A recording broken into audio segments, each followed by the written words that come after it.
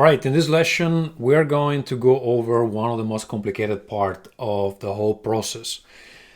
Most likely to deliver the rewards that you promised during your campaign, you're gonna need the help of a fulfillment service.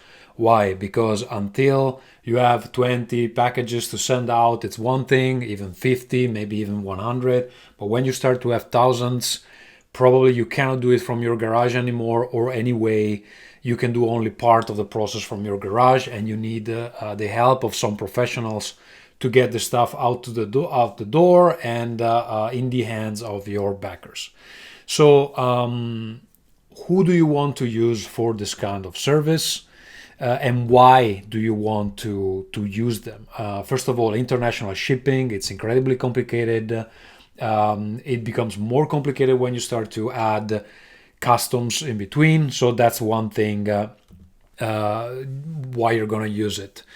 You can take care still maybe of the national number of shipments that you have. You can take care of your country, send the packages to your country. This is also what we do because we know how it works here and it's easy for us to do it directly. But when it goes outside the national borders, things get very complicated, so you might need help. There is, of course, economy of scale. Sending one package at the time doesn't have the same cost of putting a lot of packages for the same destination on a pallet and sending the pallet to a hub in that specific place from which they will be sent to the final backers. It's a very slow process, but it can save you a lot of money, so that's something worth considering. The downsides of using fulfillment services, there is a cost on top of the standard shipping prices, depending on the amount of SKUs, depending on how many pickups they need to do to pick up your goods. If there are bouncing packages, returns, you're going to pay extra. So you're going to pay for their service, but this goes without saying. You need to be careful with the SKUs labels. They have some requirements. When you send them to an external company, they need to be able to scan them and know what it is. So you need to figure out with them what they need exactly to make their job properly. And the third thing is that you need to communicate with the fulfillment team constantly. This is difficult because sometimes these teams are big. There's a lot of people that take care of various parts of the shipment process. Some take care of picking up your stuff. Some take care of telling you how many goods you need to send them. Some are experts in taxes. Some are dedicated to distribution. Sometimes they don't talk with each other, so it is be prepared to send many emails, repeat things constantly, etc. There is another thing that I haven't added to the slides, and it's that you're gonna lose control of the packages the moment they're out your door. So pick your partner very carefully, because the moment the packages are out of your door, they are in the hands of someone else, and if something goes wrong, you will still have to answer to the backers, but you might not be able to act immediately on the problem. Jamey Stagmeier, over the last 10 years pretty much, has shared many experiences. He has a great blog. He also wrote a book about crowdfunding, which I invite you to search out. He has an updated article about the state of worldwide fulfillment. You can find it at that address you see on the slides, and also in the notes of this lesson. He also has a collection of shipping and fulfillment articles that might be useful to go over if you want to understand better what you're getting into. One thing I need to warn you about is that what was valid before 2020, before the COVID pandemic, is not valid anymore, because beside having had a pandemic which has disrupted some of the processes, at the moment I'm recording, we're also having an energy crisis, and this is impacting transportation quite a lot. So anything you find before 2020, you can read it, but most likely it's not going to be 100% valid anymore. These are a few things that you should remember. They are taken from some of these articles and from some of our learnings. First of all, shipping is a multi-step process. First of all, you can ship from the manufacturer directly to the fulfillment center if you don't have to do anything with the packages. Then you need a freight transport company. And here is an example that works in the US, for example. Then from these fulfillment centers, you can ship directly to the backers. Sometimes they're called hubs. So from these hubs, the goods are taken and assembled into the final package that go to the backers. And our case, for example, has been a bit different, but I think other companies need to do this as well. So from the manufacturer, first it had to ship to our warehouse. We had to put together some of the rewards because they were composed by different items coming from different places. Only once we have done that part of the job, we can send it to the fulfillment hubs. So there is an extra step. And of course, it means an extra shipping in between, which is costing quite a bit.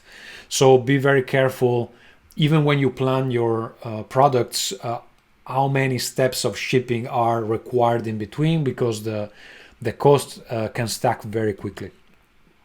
So then, depending on the nature of your SKUs, you might need an ISBN if it is a book, for example, or according to the region where you're sending this thing, you might need other barcodes, UPC, EAN, GTIN. The GTIN is the universal one, should cover pretty much everywhere. But you can learn the difference of the address that I put in the slides. So be careful that for fulfillment centers to be able to do their job, they need always a barcode on this stuff. And usually it needs to be a barcode that also shops can use. So you need to learn which one needs to be put on the box of your reward. This is not true in 100% of cases. There are cases where they can do the assembling without a barcode, but it gets complicated for them. So we're doing it for one specific article. It gets complicated, so try to always have a barcode. Sometimes it means that even if your product is just, I don't know, a map, you might have to wrap it somehow so you can stick a barcode on it. So you have to take into account that, yeah, you also need to do that. It's very complicated to put together the rewards in a way that can be shipped globally. Here are a few things to remember. If your game is imported in the European Union or the US, you need some labeling. Try to find out what do you need. Like, for example, if a good is coming from China, you might have to put certain things on the box that is done in China, or if it classifies as a toy, it needs to have some special label to enter European Union, etc. So try to learn about that. Remember that pallets, which if you don't know are this kind of wooden surfaces over which you can put packages. They can fit a certain number of boxes. Of course, you can't load them indefinitely. Keep this in mind when you determine the size of the game box, and try to make it as compact as possible, because the bigger it is, the less packages you can put on a pallet. The more pallet you're gonna have to ship, the more expensive the process is gonna be. Fulfillment services often charge by item, so the fewer items you have, the cheaper is gonna be your bill at the end. Sometimes this is not possible to reduce the number of items because of how your add-ons are set up, but this is something you take into account when you plan the product. If you're shipping within Europe, make sure there is a return address on the box, because they can ship it back to you fairly easily. If it's somewhere else, I think this might not work, so the jury is still out on that. If you ship to South America, things get so complicated that some fulfillment services don't even want to do it, because you need to have some tax ID number for the backer, which the pledge managers usually don't even have a field for.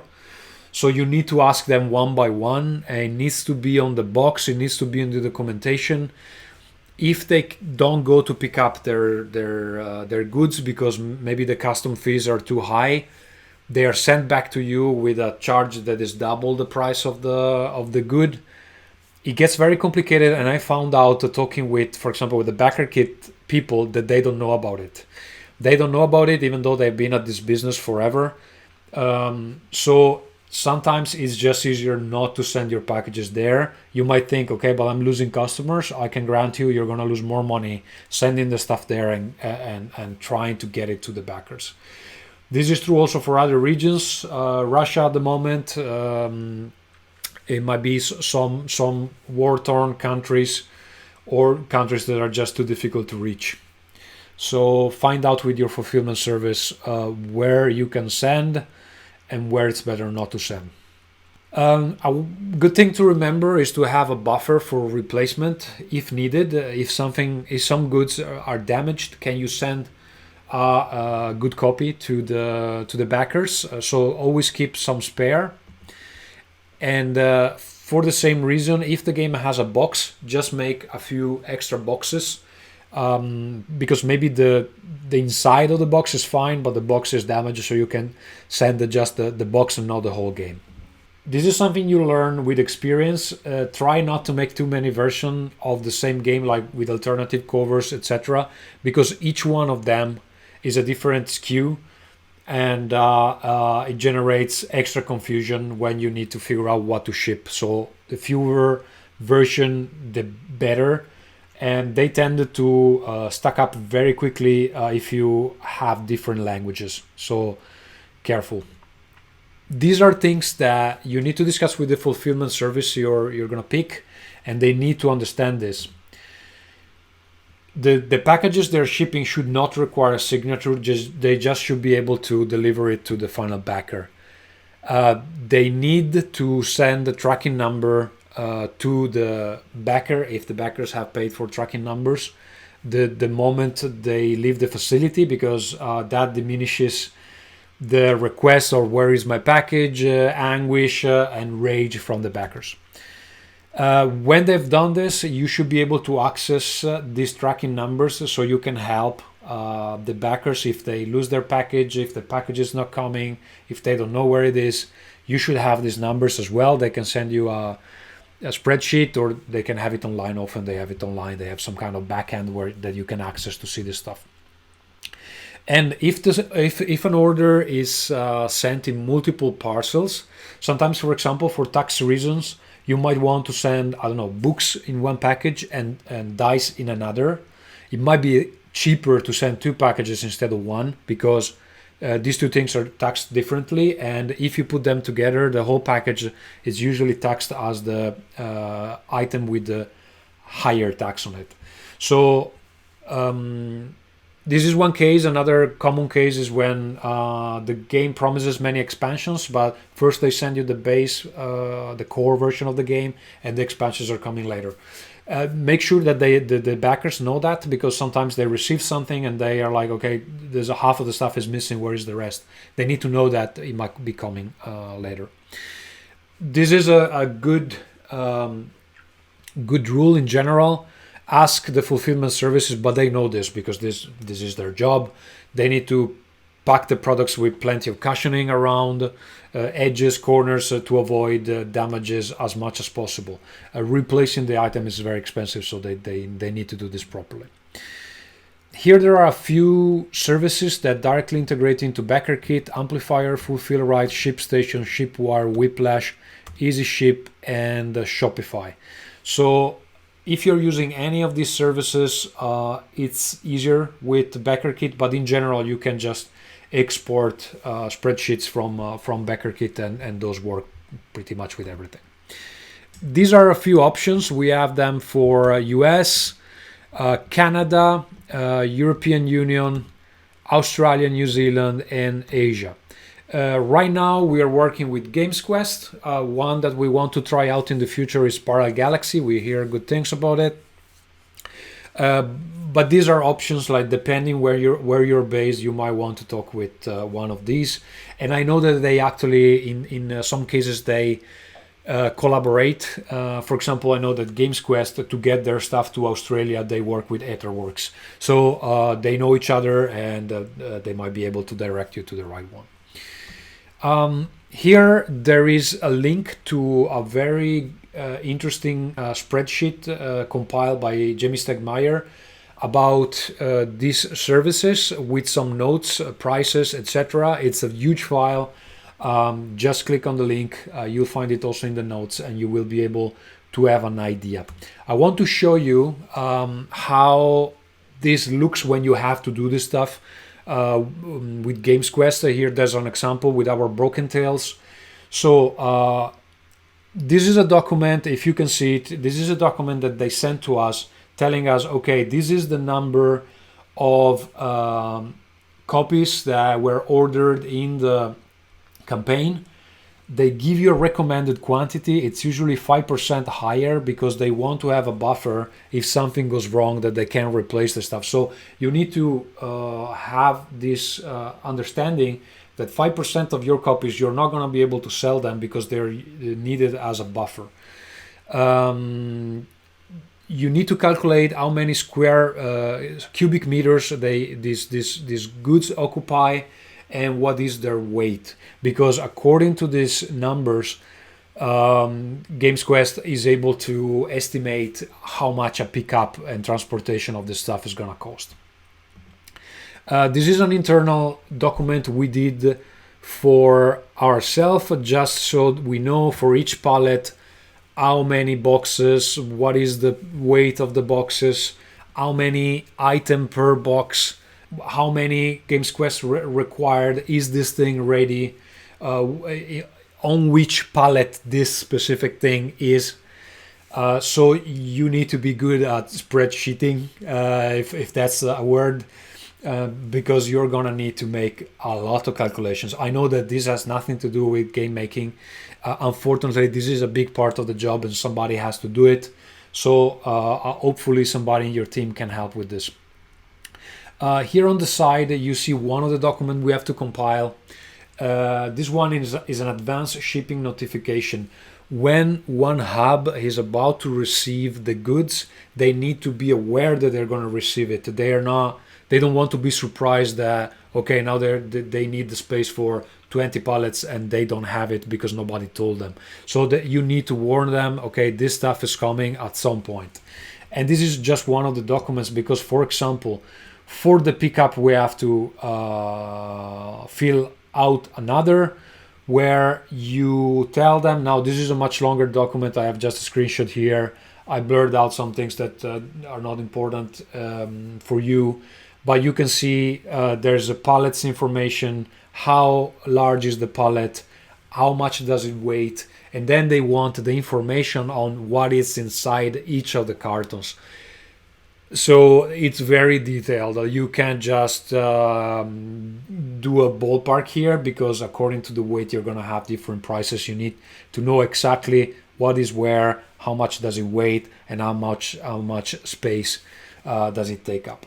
And this is enough for this lesson. I hope that you don't get discouraged. This part of the process is hard, I can promise you.